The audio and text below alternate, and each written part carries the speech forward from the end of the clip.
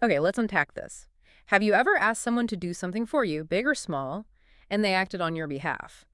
Maybe buying groceries, signing a document, or even just, picking up your dry cleaning. Well, you've just stepped into the intricate world of agency.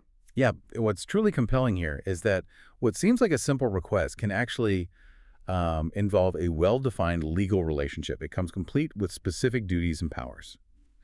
Today, we're embarking on a deep dive into the concept of agency. We'll try to understand what it is, how it's created, and ultimately, who's responsible when things go right, or, sometimes wrong. Right. Our goal for this deep dive is really to cut through the legal jargon, clear up common misconceptions, and pull out the truly vital insights so you can walk away with a solid grasp of this fundamental concept. Think of it as gaining a powerful lens for understanding how so much of our business and even personal lives operate.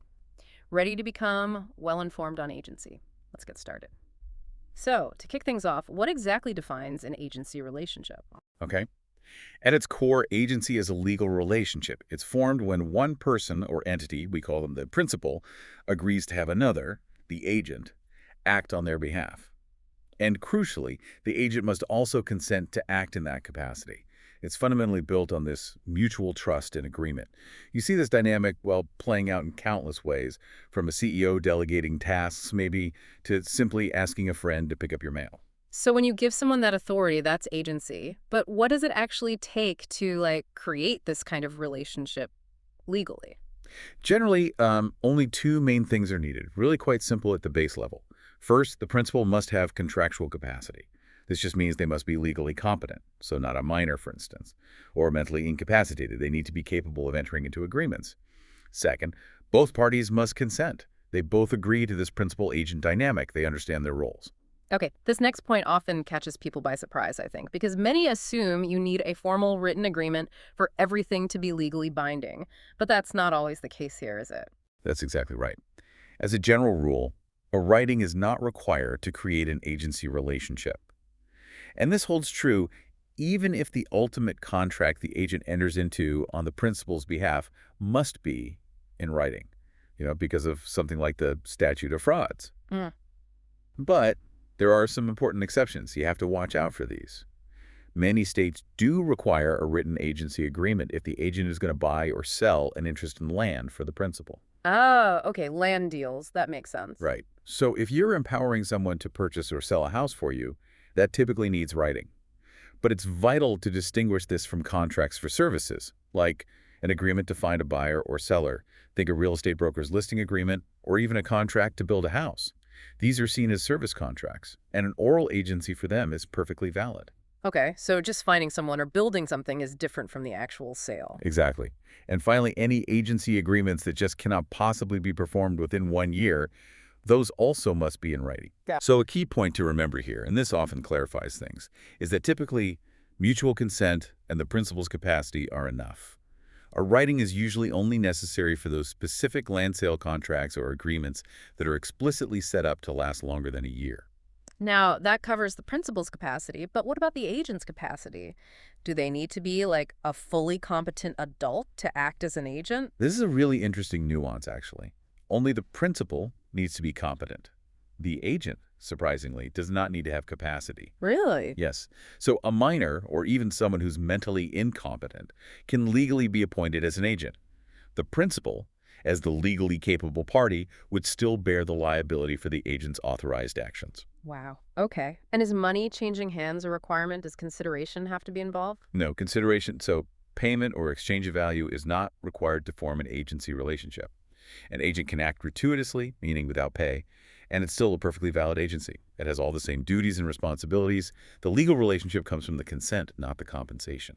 Okay, so capacity for the principal, consent from both, usually no writing needed, and no money required. But there is a very specific type of written agency we often encounter, right? Absolutely. That would be a power of attorney. Hmm. This is a formal written authorization of agency.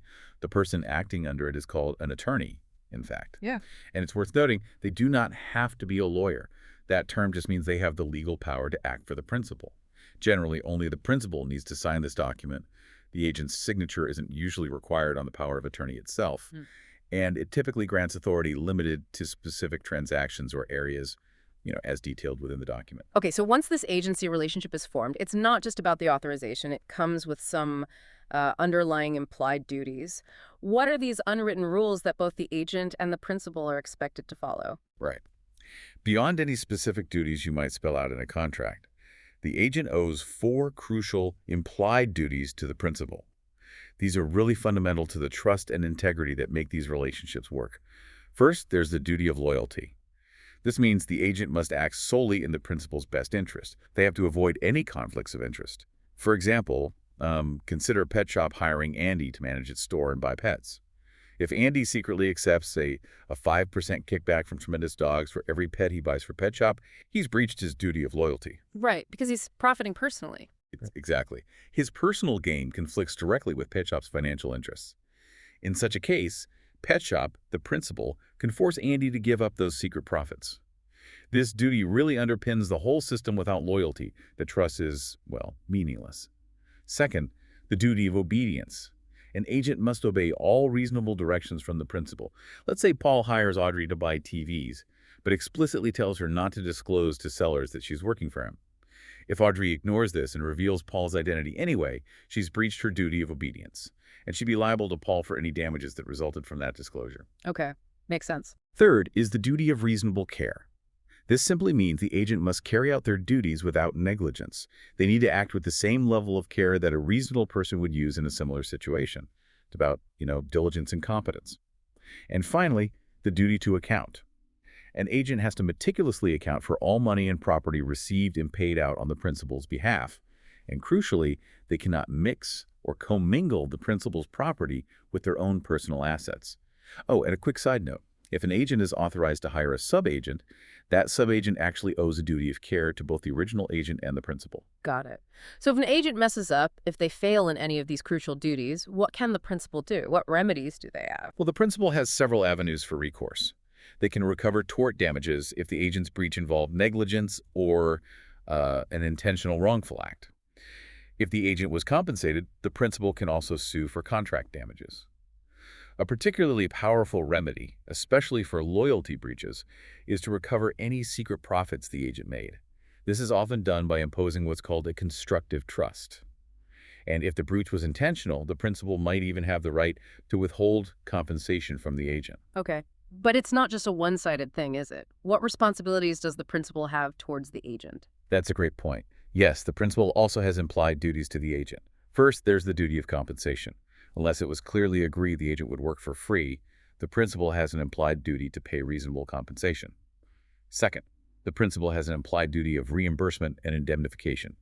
This means the principal must reimburse the agent for all reasonable expenses incurred while legitimately carrying out the agency's purpose. And if the principal breaches these duties, what can the agent do then? The agent can bring a legal action against the principal for damages. However, if there wasn't a formal contract spelling out the agency terms, they generally can't seek specific performance. And it's also important that the agent, like in any contract dispute, has a duty to mitigate damages. So, for example, a wrongfully fired agent would be expected to look for comparable alternative work. Right. Okay, so like any relationship, these agency relationships aren't permanent. They can end. How does that typically happen, and are there consequences? Yeah, because agency is based on consent. Generally, either party has the power to terminate it at any time. However, and this is key, possessing the power to terminate doesn't always mean they have the right to. Power versus right. Exactly. For instance, if Porthos hires Athos as his purchasing agent for 9 months, either one could terminate the agency the very next day. They have the power. But if that termination wrongfully breaches the terms of their 9-month contract, then the party who terminates would be liable for damages for that breach. But there's a truly fascinating exception to this general rule, isn't there? Something called an agency coupled with an interest. That sounds important. It is. This is a really crucial distinction. What if the agent has a financial stake in the subject matter of the agency itself? This usually comes up when the agency power is granted as a form of security. Effectively, the agent has already given something of value, like extending credit, in exchange for that power. In that specific case, only the agent can terminate the relationship. Only the agent. Wow. Yes, it's a very powerful exception because even the death, incapacity, or bankruptcy of the principal won't terminate it. For example, if Paul borrows, say, $20,000 from Alex and appoints Alex as his agent to sell Blackacre if Paul fails to repay the loan, Alex's agency is coupled with an interest. It's tied to the security for the loan. But contrast that. If Alex is just getting a 5% commission for selling Blackacre, Paul can terminate that agency anytime. Even if it's a breach of contract, Paul can still end it because Alex doesn't have that direct financial stake in the property itself as security. That's a critical difference. Okay, so beyond the parties choosing to end it, or these specific interest scenarios, are there ways an agent's actual authority just ends automatically? Like, poof, it's gone. Yes, absolutely. Actual authority can terminate automatically by operation of law. Certain events trigger this, and often without any need for notice between the parties. These are things like the death of either the principal or the agent. Though, there's a nuance. The principal's death doesn't terminate until the agent actually has notice of the death. Okay, notice matters there. Right. Also, the incapacity of the principal, the discharge in bankruptcy of the principal. If the agent fails to acquire a necessary license for the work they're doing, the destruction of the specific subject matter, like if Paula hires Alex to buy a specific antique car and that car gets destroyed before Alex buys it, the purpose is gone. Makes sense. And finally, if the purpose of the agency becomes illegal later on, maybe an international sales deal becomes illegal due to new government regulations or something. Okay, so an agent has duties. The relationship can terminate in various ways, but the core function, often, is about empowering someone to make agreements on your behalf. How exactly does an agent get the power to actually legally bind their principal to a contract? Right. An agent's power to bind a principal legally usually comes from one of three main pathways. It can be through a direct grant of actual authority, or through apparent authority, or something called estoppel, or maybe through the principal's later ratification of an unauthorized act. These are the mechanisms that make the principal liable for what the agent does. Okay, let's dig into actual authority first. That sounds pretty straightforward, but what does it really encompass? Yeah, actual authority, sometimes called real authority, Yeah. is basically the authority the agent reasonably believes they possess because the principal's direct communications to them. This gives the agent both the legal power and the right to bind the principal. It can be express actual authority. Power is explicitly granted, maybe in a written list or a verbal instruction. Or implied actual authority. Powers the agent reasonably believes are necessary to carry out those express instructions. Okay, like filling in the gaps. Exactly. And what's often misunderstood here is the implied authority of, say, a business manager. They generally have authority to do things reasonably necessary to run the business day to day. So they can hire or fire staff, buy routine inventory, pay regular bills, they manage operations. But they usually don't have implied authority to sell or mortgage major assets like the store fixtures or the building itself, or to borrow large sums of money on the principal's behalf. Those big actions almost always require explicit, express authority. Got it. Now, this next one, apparent authority, is particularly interesting because it shifts the focus. It's not about what the agent believes, but what others believe. Precisely. Apparent authority means the agent has the power to bind the principal, even if they don't technically have the right internally, because the principal's conduct has caused third parties to reasonably believe the agent had that authority. The key distinction here is that the agent just saying, "I have authority," isn't enough. It has to stem from the principal's actions, or maybe even their inaction, that creates that appearance. So it's about the impression the principal gives off. Right. To connect this to the bigger picture, apparent authority is all about the third party's reasonable belief. Actual authority is about the agent's belief. Either way, if they exist, the principal is legally bound. However, if the agent acted without actual authority, but with apparent authority, the principal is still bound to the third party, but can then seek recourse from the agent for exceeding their real powers. For example, if Pam hires Alex as her pet store manager, she puts him in a position. That act vests him with apparent authority to do what someone in that job normally does: hire staff, buy inventory, etc. Okay, so what about those secret instructions? Yes, this brings up a critical scenario. What if a principal gives an agent secret instructions limiting their actual authority? Let's say Pam tells Alex, her manager, "Don't buy any pets over $200. That limits his actual authority. But if Alex then goes and buys puppies for $250 from Tom, Pam is still bound to Tom. Why, if she told him not to? Because Tom, the third party, had no way of knowing about Pam's secret internal limit. From Tom's perspective, Alex looked like a manager with normal purchasing power, so Pam has to pay Tom for the puppies. But then, she can turn around and seek damages from Alex for breaching his actual authority, his duty of obedience, even though he had apparent authority to Tom. That makes sense. It's a bit tough on Pam, but logical for Tom. It is. We also see how apparent authority can differ between a general agent and a special agent. A general agent, like Alex managing the pet store full-time, performs continuous transactions, so they tend to have broader apparent authority. A special agent, maybe Jordan hired just to distribute brochures for one specific event, performs one or a few non-continuous tasks. Their apparent authority is naturally more limited. Okay. And how does apparent authority end? If actual authority ends, does apparent just vanish too? Not necessarily. The termination of apparent authority needs notice. Even if actual authority is terminated, say, Pam fires Alex, his apparent authority continues until Pam takes steps to notify third parties. For existing customers who dealt with Alex before, Pam needs to give actual notice, like a direct call or letter. For potential new customers who just knew Alex was the manager, constructive notice, like a newspaper ad saying he's no longer employed, is generally enough. However, if the authority ends by operation of law, like if Pam dies, then the apparent authority also terminates automatically. No notice is needed then. Okay, so what does this all mean if there wasn't even a real agency relationship to begin with, but someone just, acted like there was? That's where estoppel to deny existence of agency comes in. Sometimes it's just called agency by estoppel. Basically, if person A intentionally or carelessly causes a third party to reasonably believe that person B is their agent, and that third party relies on this belief to their detriment, then person A will be estopped, legally prevented from denying the agency. They'll be bound by person B's actions towards that third party. It's really about preventing unfairness when someone creates a misleading impression. Got it. And lastly, there's a way for a principal to effectively bless an unauthorized act after it's already happened. That's ratification. It's where a principal chooses to become bound by a previously unauthorized act performed by someone purporting to be their agent. For ratification to be valid, several requirements have to be met. First, the agent must have indicated they were acting for the principal at the time of the act.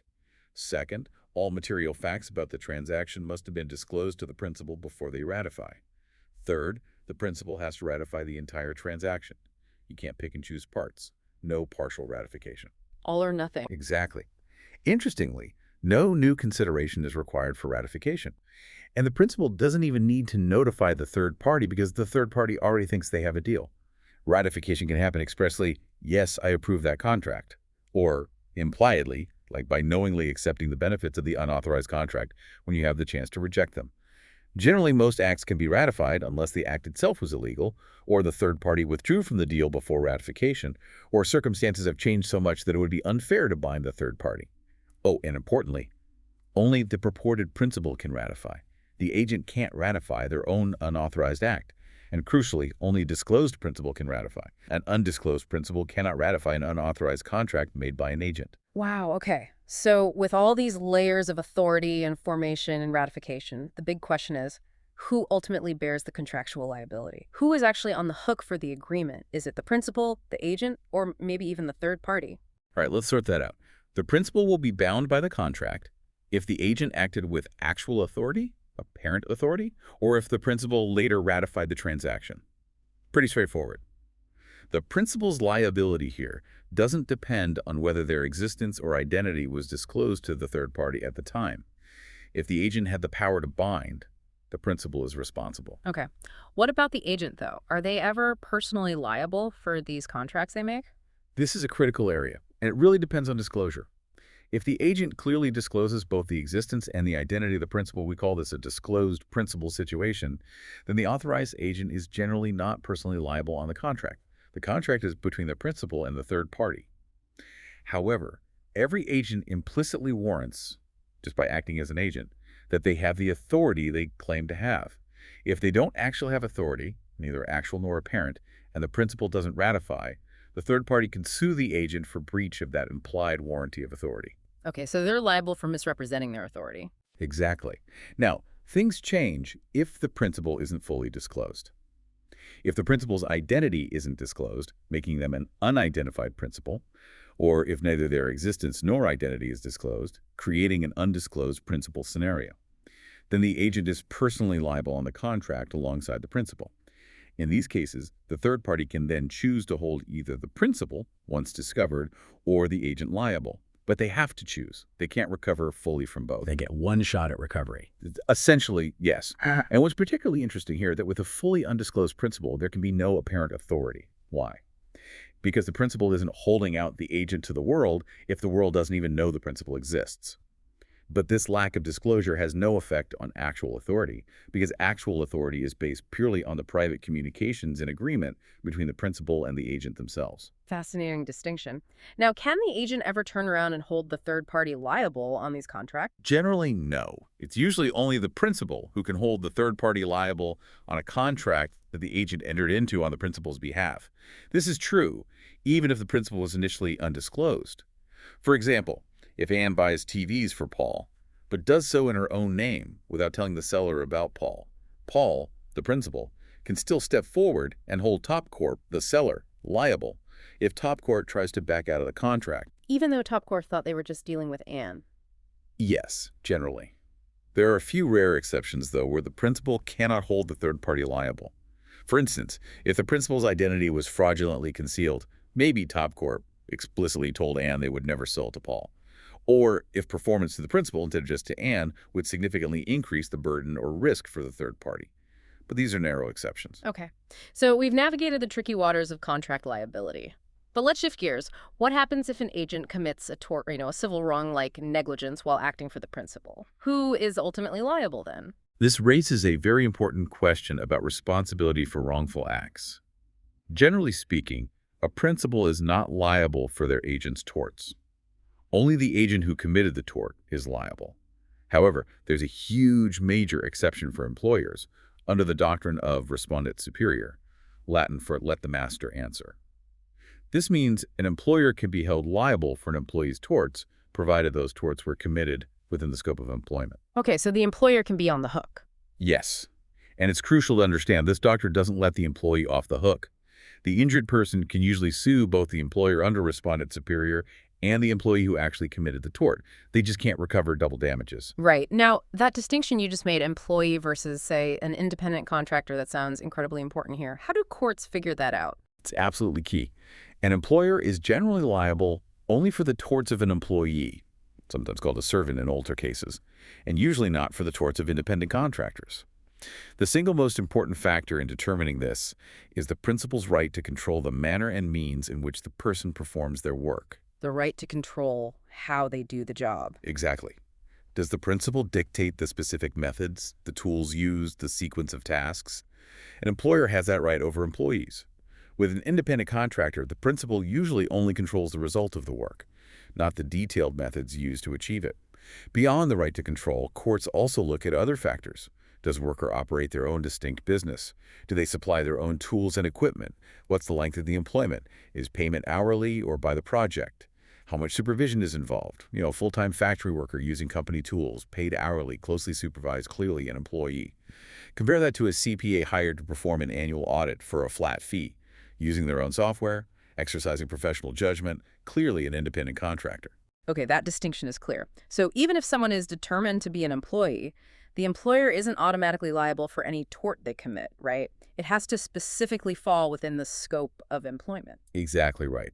The tortious conduct must occur while the employee was working for the employer, generally within the time and geographic boundaries of that employment. The specific act doesn't have to be explicitly authorized by the employer. The test usually involves two things. One was the conduct of the same general type the employee was hired to perform. And two was the conduct motivated, at least in part, by a desire to serve the employer's interests. Motivated to serve the employer. Yeah. For example, a bar owner might not explicitly tell a bouncer to use excessive force on a rowdy customer. But if the bouncer does, the owner can still be liable. Why? Because dealing with rowdy customers falls within the general nature of a bouncer's job maintaining order, even if the force used was improper. The action, however flawed, was related to serving the employer's goal of running the bar. Got it. What about intentional torts, like the bouncer example, versus just negligence? Generally, employers are liable for an employee's negligence within the scope of employment. Liability for intentional torts is narrower. Usually, the employer is only liable for intentional torts if the tort was specifically authorized, or if the nature of the job involves the authorized use of force, like a bouncer or a security guard, Mhm. or if the tort was somehow motivated by a desire to serve the employer. When thinking about time and geographic area, small deviations, like an employee stopping for a quick lunch during a delivery route, are usually considered within the scope. We call that a detour. But major deviations, like driving 15 miles off route to attend a personal party during work hours that would likely be considered a frolic, taking the employee outside the scope of employment. The employer wouldn't be liable for torts committed during a frolic. Frolic and detour. Right. And importantly, an employer cannot just make an agreement with their employee saying, hey, I won't be liable if you commit a tort. That agreement doesn't protect the employer from liability to the injured third party.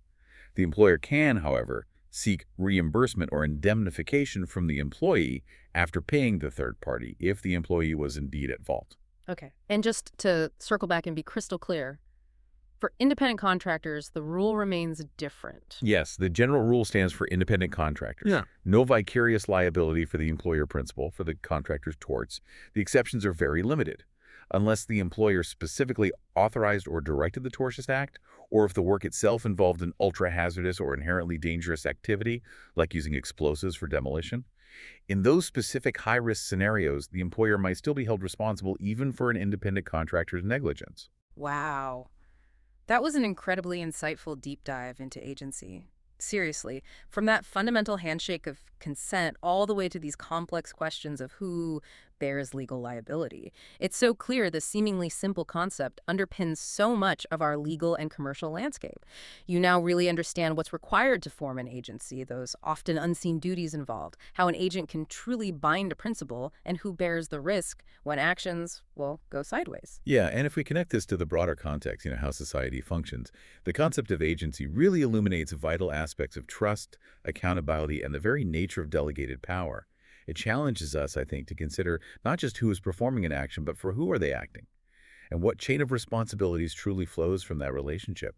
In a world where so many interactions involve someone acting on another's behalf, understanding agency provides a really powerful framework for interpreting nearly every transaction and interaction around you. Absolutely. So the next time you ask a friend to grab you that coffee, or maybe you interact with a company's representative, you'll have a whole new appreciation for the intricate dynamics of agency at play.